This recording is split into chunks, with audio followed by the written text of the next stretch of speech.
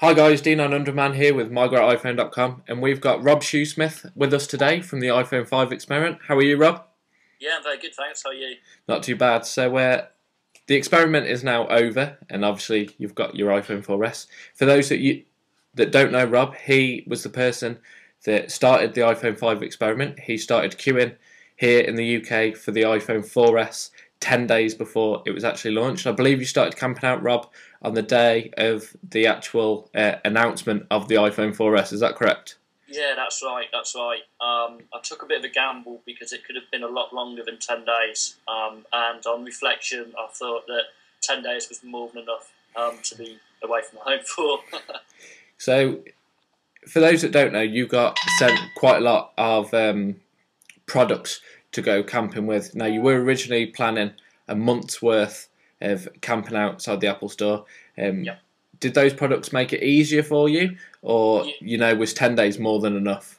Well, the product certainly made it easier for me, but I still found it incredibly difficult because it was sort of central London, Covent Garden, and the place is rammed 24/7. It never dies down. Probably apart from probably about 4 o'clock in the morning when it goes quiet. So it was really, really tough.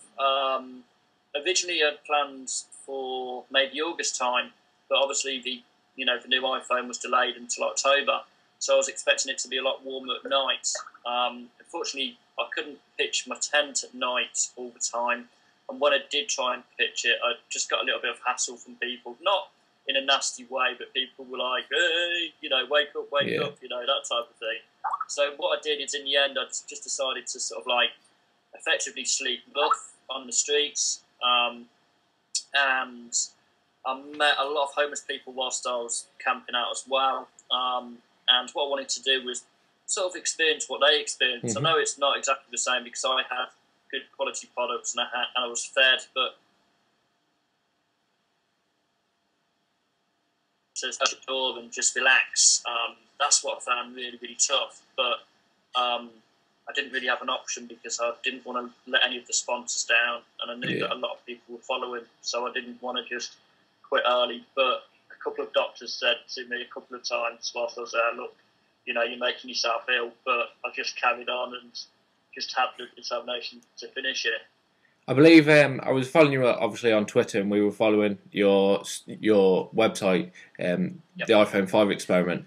I believe one of the days that the police actually give you some hassle and told you that and removed your tent. Is that correct? Yeah. Well, one day what I decided to do, I think it was a Saturday before it going on sale on the Friday.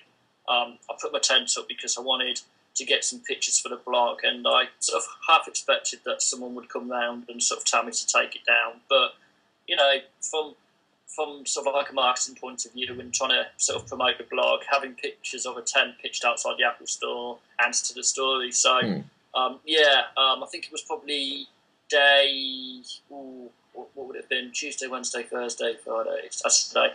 Day 5, I think it was, and I was so tired, and I just pitched at a tent, and I was thinking to myself, right, I'm going to get into it and have a little sleep.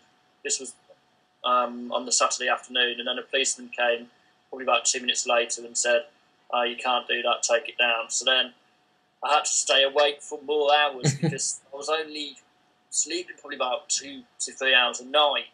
And after the first couple of days, I was really fresh, but after that, it gets to you, the lack of sleep and stuff, and it really affects your concentration and trying to sort of like get blog posts out there.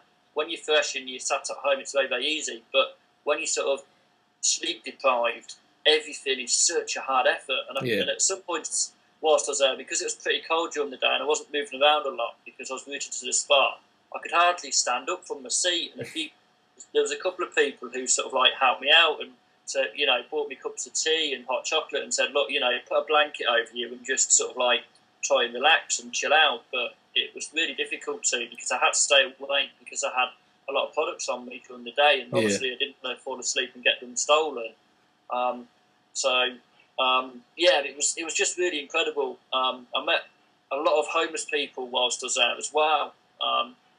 Some of these guys would sort of like been there years, and I don't know how. I mean, obviously some of these people have no choice, but I don't know how some of them cope with it, seriously. And I could well imagine, if you're on the streets for that period of time, it's easy for sort of like weeks or years on end, then it's so easy to maybe fall into the trap of, drinking and drug taking just for a bit of a release and escape from it, really. So it was just a real eye-opening experience, really.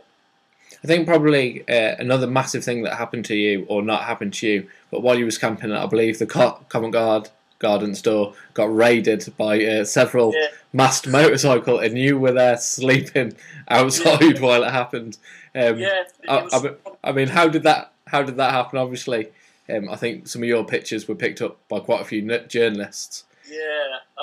So what happened is on probably day 3 or 4, I think it was, and it was the first night that I decided to go to sleep at sort of like 10 o'clock at night, because the first few nights I was trying to get used to my surroundings, and obviously trying to sleep when it's noisy and busy, you sort of have half an eye open all the time. Yeah. Even though I had a security guard, you still can't chill out 100%. So that night I fell asleep at about 10 o'clock and woke up at 1 o'clock, probably about 1 o'clock. But all I could hear was like the sound of sort of like motorbike zooming past. And by the time I'd come round, because I was that exhausted, I'd probably passed out, really. A load of motorbikes sort of went zooming past me, and basically they were in and out of the store before really I had a chance to wake up. It was that quick. So what I decided to do was take a couple of pictures from my sort of sleeping bag.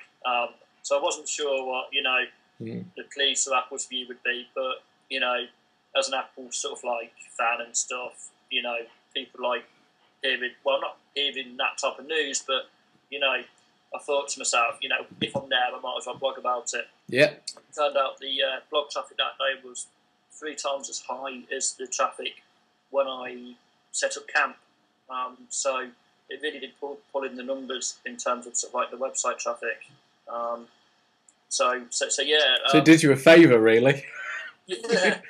So really, people said, "Oh, but weren't you scared of what was happening around you?" But to be honest, I was that tired and asleep at that point that I didn't really know what was going on, because there's a lot of noise 24/7 around that place. So you just think it's somebody who's drunk or messing around with a microphone or anything like that.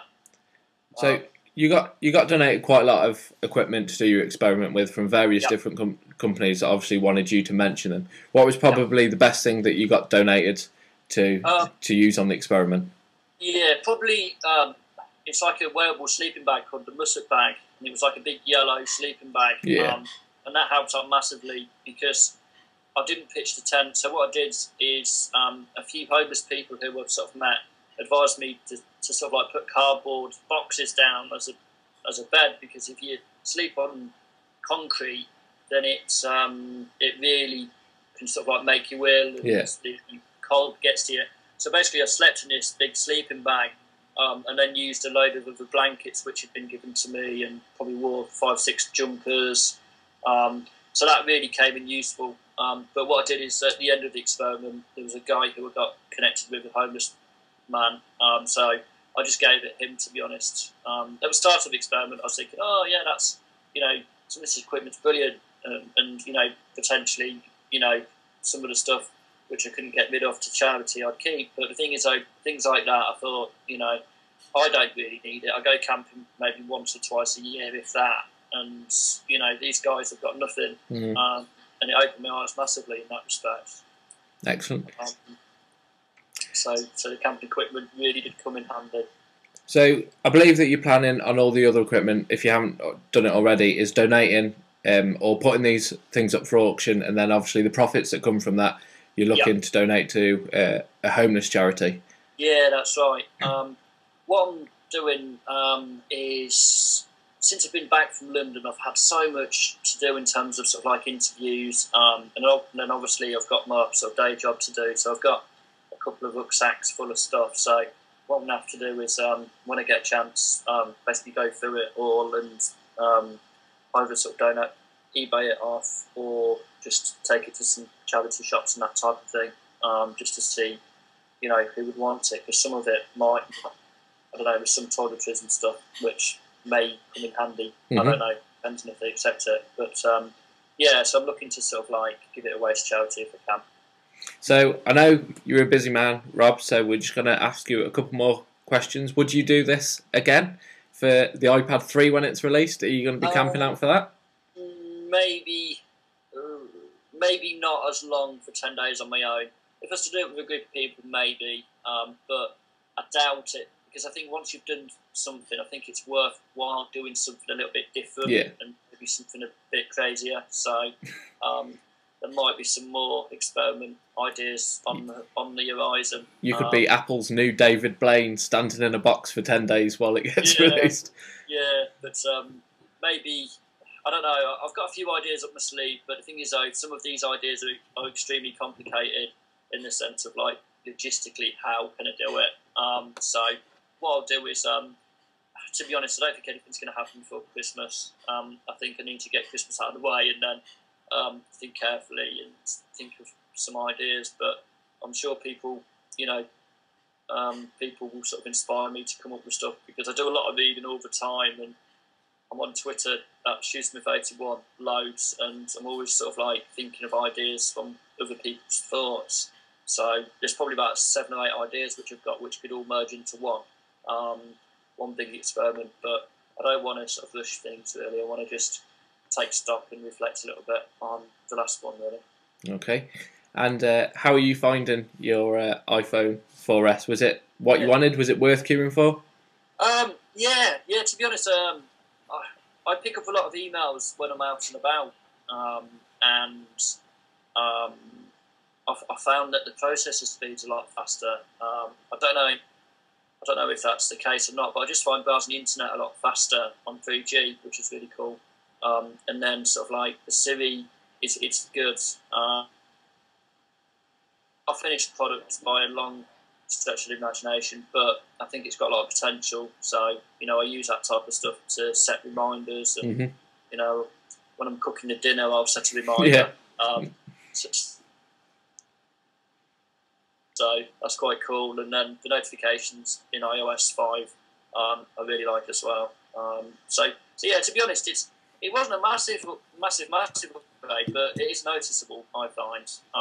And hopefully the next iPhone will be maybe a brand new design. Maybe. I think they need to refresh something in the next release, just to, you know, change things a little bit, because things get boring a little bit if it's exactly the same in terms of the design element. So the last question, and you can choose to answer this if you want to. I know one of the big questions amongst our readers is, was Apple going to donate you an iPhone 4S, or did you have to purchase it? I had to pay for it. Medal Mobile, who's on this T-shirt, they basically paid for the phone, because obviously I was working. It was sort of like a personal experiment, but it helped with promoting the company at the same time. So no, Apple didn't pay for the iPhone, which was a little bit disappointing. But the thing is, I effectively used Apple's huge marketing and media influence, media contacts, as well as companies as well. So really, you know, that's worth a lot of money in itself. Yeah. So they weren't kind enough. Yeah, it's all been good though.